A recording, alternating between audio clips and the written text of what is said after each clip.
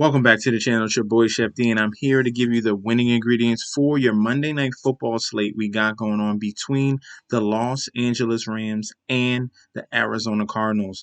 Big NFC matchup between two top-tier teams that are star-studded.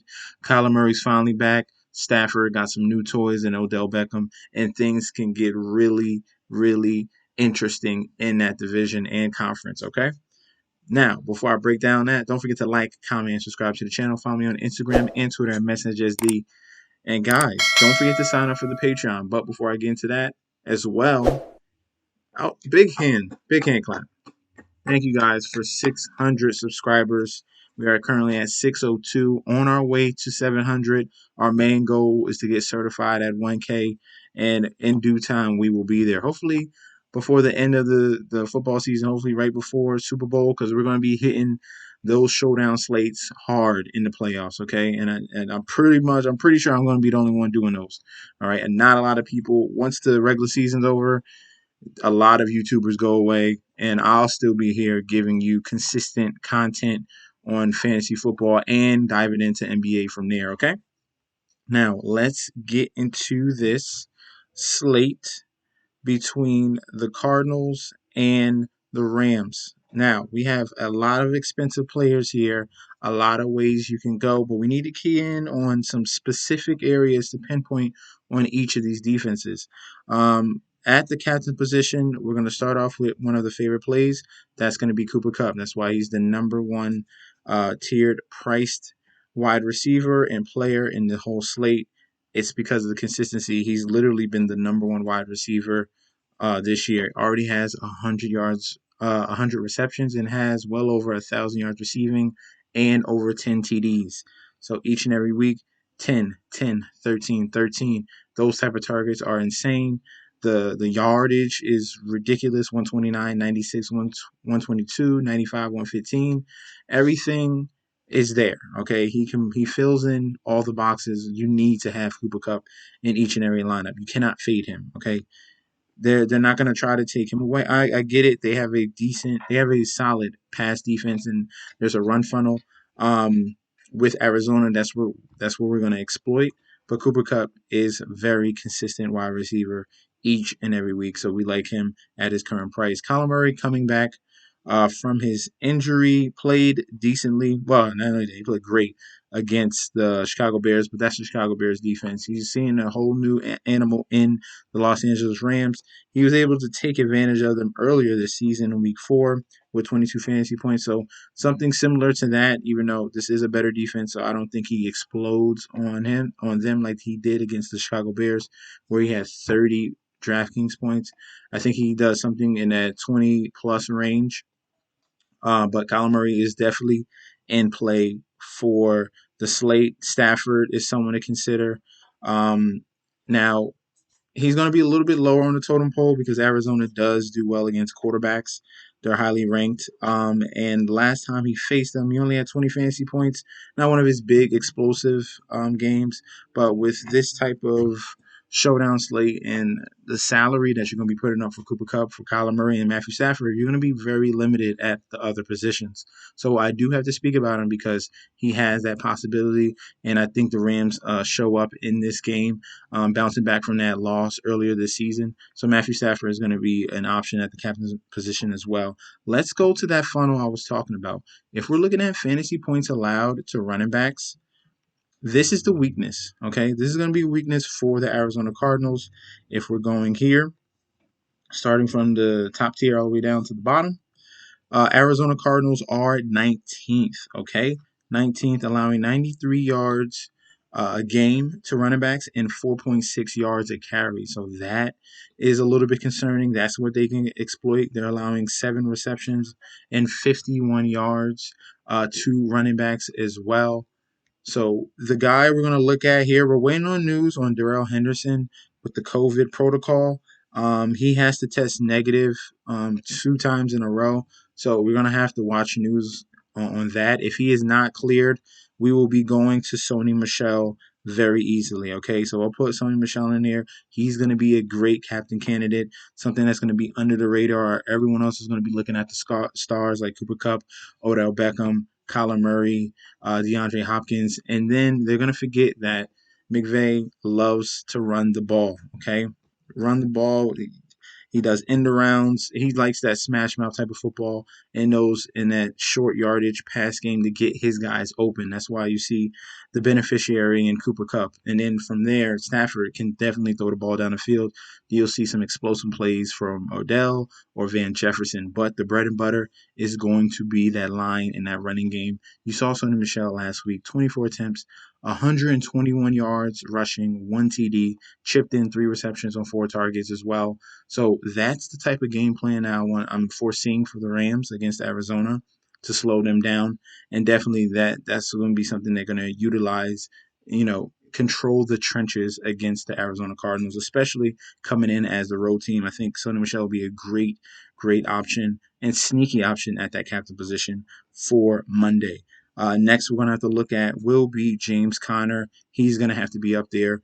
We're waiting on news about Chase Edmonds, if he's going to be cleared for the game. We are not 100% sure, but since he's been the number one running back, James Conner has definitely taking over the rushing and receiving. 20 attempts, 75 yards, and then also chipped in with 2 receptions on 2 targets with 1 TD the week prior against Seattle. Another 21 rushing attempts, 1 TD, and also came through with 5 receptions on 6 targets for 37 yards. Just a total, taking over the total role, not really giving much to Eno Benjamin. So James Conner has to be spoken about. Already has 14 touchdowns this season. Outstanding. Coming from Pittsburgh Steelers, a lot of people thought he was washed up, but he's really turned it around. All right, some other sneakier options at that captain. DeAndre Hopkins is not going to be sneaky, but he will be seeing coverage from the elite corner on the Rams. So Jalen Ramsey, you're going to have to that's going to be a very intriguing battle, all right? And at that high price, we're going to have to fade somebody. I might just fade DeAndre Hopkins because Arizona has so many other options. I'm not going to I don't think I'll go to that DeAndre Hopkins route. But someone I did speak about is Van Jefferson. Technically, Van Jefferson has stepped into that Robert Woods role ever since Robert Woods has been gone. And he's an elite route runner. His father was in the NFL as a wide receiver, and he's getting those tools from his father. He's putting it in his own game. He's been very efficient last week, 6 of 8 for 41 and a TD. The week prior was 3 receptions, 93 yards, and another TD. So I'm expecting not as many targets like a Cooper Kupp, but Van Jefferson has been coming through and been very, very solid since Robert Woods has been gone. So he's going to be a definite sneaky option as the captain position. Let's go to that tier 2, tier 3. We're going to leave these main guys and go to the cheaper ones that are going to be in that mid-range to bottom flex position, all right, for Monday. And the first one is going to be Christian Kirk, all right? Christian Kirk, like I said, I'm fading Hopkins, so the other 2 guys are going to have to step up between Christian Kirk and A.J. Green. He's had some up and down games all year long. Definitely bouncing back from last year, which a lot of people thought he was a bust. They didn't foresee this happening. They thought it was going to be all A.J. Green. But Christian Kirk has definitely turned it around this season. I like him at the mid-range flex at 5,600. We're going to have him in there. I did speak about A.J. Green. He's 4,800. So there's really a flip of the coin of who are the secondary wide receivers that's going to step up for this team against the Rams. All right, if it's not Hopkins, who else is going to be? He has a ton of options. A.J. Green, Christian Kirk, Rondale Moore. But here's a sneaky option I have right now, and that's Zach Ertz. Okay, one of the weaknesses against the Rams is the tight end position. I think Zach Ertz has a big game against the Rams. I'm definitely going to have him in each and every one of my lineups. Coming off a poor performance against the Chicago Bears with 1 reception on 2 targets with only 10 yards. I'm hoping for that upside like he did against Seattle. As you see there, 8 receptions, 9 targets, and 88 yards. Not saying it's going to be 2 TDs, but at least 1. I'm definitely exploiting the Rams defense with the tight end position. If we go right here, fantasy points allowed, 2 tight ends. And we're going to look for the Rams in this scenario. Let's see. And this is just across the board, one of their weaknesses right there. So as you can see here, 23rd and 23rd in the red zone against tight ends, allowing 57 yards receiving and 6 catches. So if you get that from Zach Ertz at 5,400, that is an absolute steal. Definitely someone you can key in on in that flex position to definitely have a big game on Monday night. All right, Tyler Higbee is going to be the opposite tight end, for the Rams. And he's one of the secondary options. Obviously, Cooper Kupp is main, and then Van Jefferson and Tyler Higbee are getting the residue, the residuals of the passing offense. All right, came through with 5 receptions, 6 targets, 48 yards last week, had 9 fantasy points. He's very consistent. Doesn't really have bad games, but he's getting some decent looks each and every week. They throw him a couple of tight end screens a game as well, so at least you know he's being used. Um, I think I like Ertz more than Higbee, but this is definitely someone we can consider if we're looking at the cheaper guys. All right, kickers will be viable for Matt Prater and Matt Gay.